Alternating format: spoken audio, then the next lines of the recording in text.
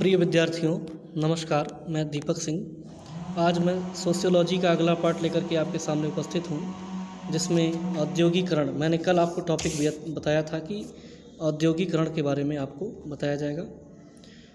भारतीय समाज की संरचना में परिवर्तन पैदा करने के लिए औद्योगिकरण को एक मुख्य प्रक्रिया के रूप में देखा जाता है।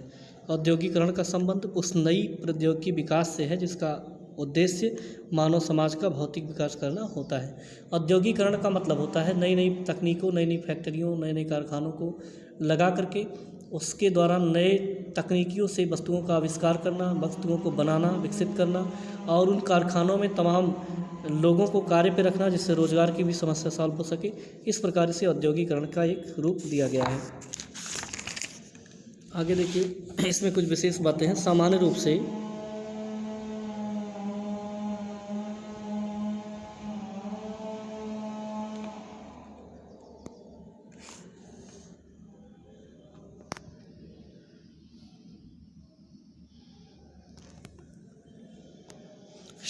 हम कह सकते हैं कि औद्योगिकरण विकास की एक ऐसी प्रक्रिया है जिसके अंतर्गत घरेलू उत्पादन से लेकर के बड़े बड़े कारखानों के स्तर तक मशीनों पर नए उपकरणों के द्वारा कार्य किया जाने लगा है।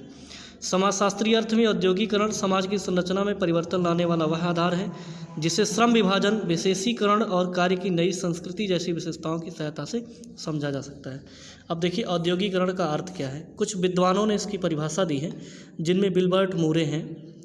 इन्होंने कहा है कि औद्योगिकरण को परिभाषित करते हुए लिखा है कि औद्योगिकरण एक ऐसी प्रक्रिया है जिसके द्वारा आर्थिक रूप से उपयोगी वस्तुओं की बड़ी मात्रा में उत्पादन करके लोगों की योग्यता और सीमाओं का सर्वोत्तम उपयोग किया जाता है। क्लार्क केर ने लिखा है कि औद्योगिकरण का तात्पर्य एक ऐसी दशा से है जिसमें पहले का कृषक या व्यापारिक समाज एक औद्योगिक समाज के रूप में बदलने लगता है। इस प्रकार स्पष्ट है कि औद्योगिकरण जो है, मूल रूप से औद्योगिकरण आर्थिक विकास की एक प्रक्रिया है। यद्यपि अपने सामाजिक और आर्थिक परिणामों के साथ इसे एक सामाजिक प्रक्रिया के रूप में भी देखा जाता है। संक्षेप में यह वह प्रक्रिया है जिसमें उत्पादन का अधिकांश काम नई प्रौद्योगिकी पर आधारित मशीनों के द्वारा किया जाने लगा है। पहला। दूसरा, इसमें कुछ टॉपिक्स हैं, देखिए, जो हेडिंग के अंतर्गत दिए गए हैं। इसका उद्देश्य प्राकृतिक और मानवीय संसाधनों का सर्वोत्तम उपयोग करना। तीसरा, श्रम विभाजन, विशेषीकरण और कार्य की नई संस्कृति। चौथा, इसकी मुख्य विशेषताएं हैं। दुर्खीम ने औद्योगिक समाजों में पाए जाने वाले श्रम विभाजन को सावयवी एकता के नाम से संबोधित किया है। उनके अनुसार सरल समाजों में यांत्रिक एकता की प्रधानता होती है, जिनमें विभिन्न लोग अपनी ज़रूरतों को पूरा करने के लिए एक दूसरे पर निर्भर होते हैं। भारत में औद्योगिकरण कैसे हुआ, देखिए, इस पर चर्चा करते हैं।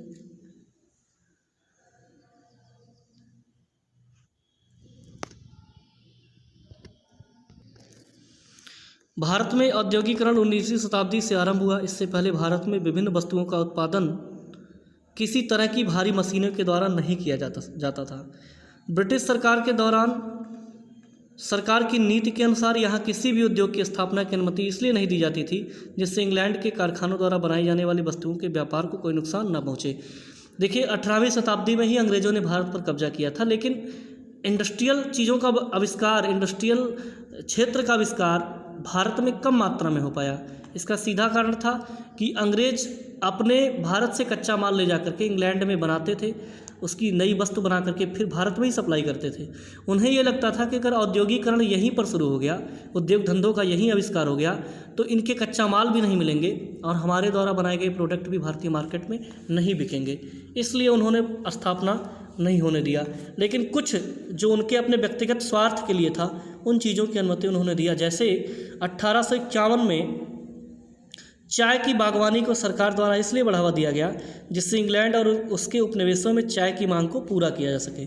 यानी इंग्लैंड ने और अन्य जिन देशों पर कब्जा किया था जहां चाय की आवश्यकता थी, वो पूरा हो सके, इसलिए उन्होंने चाय के बागानों का 1851 में आदेश दिया कि इसकी खेती की जाए।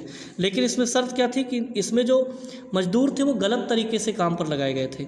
यहाँ चाय की बागवानी में एक बात बताई गई कि 1863 के कानूनों के द्वारा मजदूरों को ज़बरदस्ती इसमें भरा जाता था, उनके साथ अमानवीय व्यवहार किया जाता था और ज़बरदस्ती दबाव डाल करके उनके साथ काम करवाया जाता था। ऐसे में लगभग 6 लाख स्त्री पुरुष थे जिन्हें बहुत कम मजदूरी में काम करने के लिए मजबूर किया गया था। ये ब्रिटिश शासन का नियम था। ब्रिटिश सरकार द्वारा भारत के प्राचीन औद्योगिक नगरों जैसे सूरत, मुर्शिदाबाद, लाहौर, ढाका और तंजौर पर, इन सब जगहों पर ध्यान न देकर के कलकत्ता और मद्रास का इसलिए सुनियोजित ढंग से विकास किया गया जिससे वहाँ से कपास, जूट, चाय, कहवा और चीनी जैसी वस्तुओं को इंग्लैंड में आसानी से भेजा जा सके। इसके बाद भी बचे हुए कपास का उपयोग करने के लिए सन 1818 ईस्वी में सबसे पहले एक सूती मिल की स्थापना हुई। 19वीं शताब्दी के मध्य में यहाँ जूट और लोहे के भी कुछ कारखाने स्थापित हुए थे। इसके बाद भी ब्रिटिश सरकार द्वारा भारत में औद्योगिकरण को कोई प्रोत्साहन नहीं दिया गया। यानी अंग्रेज़ों ने जो मेन भारतीय औद्योगिकरण का जो जगह था, जिसमें मुर्शिदाबाद, सूरत, लाहौर और ढाका ये जगह थे जहाँ पर उद्योग धंधे पहले से ही स्थापित हुए थे और प्रगति पा सकते थे, अंग्रेज़ों ने इस पर ध्यान नहीं दिया। बल्कि अंग्रेज़ों ने जिन शहरों को चुना, जिसमें मुंबई था, कलकत्ता था, मद्रास था, ये सब थे, ये इसलिए चुने क्योंकि ये समुद्र तट पर थे और समुद्र तट पर इसलिए बसे होने के कारण यहाँ से व्यापार करने में आसानी होती। किसी भी वस्तु को इंग्लैंड समुद्री मार्ग से भेजा जा सकता था, इसलिए इन शहरों पर ध्यान देकर के इन्हीं का ही विकास अंग्रेज़ों ने किया। भारत में स्वतंत्रता के बाद जब देश का नियोजित रूप से आर्थिक विकास होना आरंभ हुआ, तब इसके लिए औद्योगिक विकास को सबसे अधिक आवश्यक समझा गया। सरकार ने यह तय किया कि देश में उपलब्ध कच्चे माल और प्राकृतिक संसाधनों का इस तरह उपयोग किया जाए जिससे लोगों को देश के कारखानों में बनी अपनी ज़रूरतों से संबंधित सभी वस्तुएं मिल सकें। फलस्वरूप सरकार ने सन 1950 में एक योजना आयोग का गठन किया। इसके सुझावों के आधार पर सरकार ने एक नई औद्योगिक नीति तैयार की। इसके द्वारा एक और निजी क्षेत्र में स्थापित किए जाने वाले कारखानों को विशेष सुविधाएं दी गई, तो दूसरी ओर सरकार ने बड़े बड़े उद्योग स्थापित करना आरंभ किए। इसके फलस्वरूप भारत में विभिन्न उद्योगों का तेज़ी से विकास होने लगा। यानी जितने उद्योगों का विकास मैक्सिमम हुआ स्वतंत्रता के बाद ही हुआ, जब भारत ने अपनी सत्ता भारत में पाई। आज भारत में औद्योगिक विकास की प्रक्रिया को इसी तथ्य से समझा जा सकता है कि इस समय हमारे देश में कपड़ों की मिलों, जूट मिलों, चीनी की मिलों, कागज़ के कारखानों, बड़ी मात्रा में सीमेंट का उत्पादन करने वाले कारखाने, रासायनिक खाद बनाने वाले कारखाने और छोटी बड़ी मशीनों का निर्माण करने वाले बड़े बड़े संयंत्रों की स्थापना की जा चुकी है। लोहे और इस्पात का उत्पादन करने वाले बड़े बड़े कारखानों के कारण भिलाई, दुर्गापुर, जमशेदपुर, बोकारो, राउरकेला, बुरहानपुर तथा जिंदल नगर जैसे औद्योगिक नगर विकसित हो गए। इसके अतिरिक्त रबर उद्योग, पेट्रोलियम, वनस्पति तेलों, रासायनिक उद्योगों, जहाजरानी, कीटनाशक उद्योगों, मोटर वाहन उद्योग धंधों, तांबे और एल्युमिनियम उद्योग, जिंक उद्योग, प्लास्टिक और डिटर्जेंट उद्योग, रेलवे उद्योग तथा खान उद्योग का भी तेज़ी से विस्तार हुआ। अब ऐसे मूलभूत उद्योगों के विकास पर विशेष जोर दिया जा रहा है जिनकी सहायता से दूसरे सैकड़ों उद्योगों का विकास हो सके। ऐसे सभी उद्योगों ने लोगों को रोजगार के नए अवसर दिए। केवल संगठित उद्योगों में ही इस समय 4 करोड़ से अधिक श्रमिक काम कर रहे हैं, जबकि दूसरे उद्योगों में काम करने वाले श्रमिकों की संख्या इससे भी अधिक है। किसी क्षेत्र में जब कोई एक बड़ा कारखाना स्थापित होता है तो उससे जुड़े हुए तरह तरह के व्यवसायों से हजारों लोगों को आजीविका प्राप्त करने के अवसर मिलते हैं। ये एक औद्योगिकरण का प्रमुख फायदा है। भारत में होने वाले औद्योगिक विकास अनेक दशाओं का परिणाम है। पूरी दुनिया यह मानती है कि भारत के लोगों में एक अपूर्व बौद्धिक योग्यता है, यानी सब जानते हैं। तकनीकी शिक्षा के विकास से जब लोगों को सही दिशा मिली तो उन्होंने ऐसे नए नए आविष्कार करना आरंभ कर दिए जिससे औद्योगिक विकास का रास्ता सरल हो गया। भारत में प्राकृतिक संसाधनों की कोई कमी नहीं है। उपजाऊ कृषि भूमि के साथ यहाँ लोहे, कोयले, मैग्नीज और पेट्रोलियम के बड़े भंडार हैं।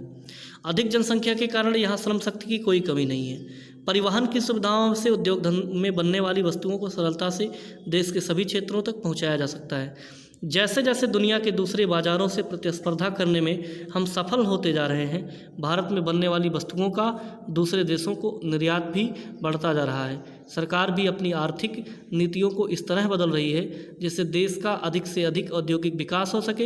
इसके बाद भी भारत के विभिन्न राज्यों में औद्योगिकरण की वृद्धि बहुत असमानता देखने को मिलती है।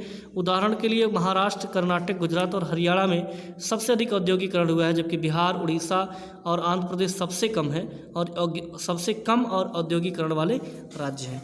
अब देखिए, औद्योगिकरण में बढ़ावा देने वाले जितने भी संसाधन हैं लगभग भारत में उपलब्ध हैं। कच्चे माल पूरी मात्रा में उपलब्ध हैं। समतल मैदान, उपजाऊ भूमि और सर्वाधिक रूप से जिनकी आवश्यकता है श्रमिकों की या कठिन परिश्रम करने वाले लोगों की, भारत में जनसंख्या भी पर्याप्त है। तो इस प्रकार औद्योगिकरण को बढ़ावा देने, प्रोत्साहन देने वाली सारी सुविधाएं भारत में मौजूद हैं, जिनके दम पर भारतीय समाज अब धीरे धीरे भारत अपना आगे बढ़ रहा है, उद्योग धंधों का विस्तार हो रहा है। आज के इस टॉपिक को मैं एक छोटा टॉपिक बनाकर यहीं पे कंप्लीट करता हूँ, और इसके बाद का टॉपिक भारतीय समाज पर औद्योगिकरण के प्रभाव, इसे मैं आपको कल पढ़ाऊँगा। तब तक के लिए ये टॉपिक तैयार कीजिए। आपका दिन शुभ हो। धन्यवाद।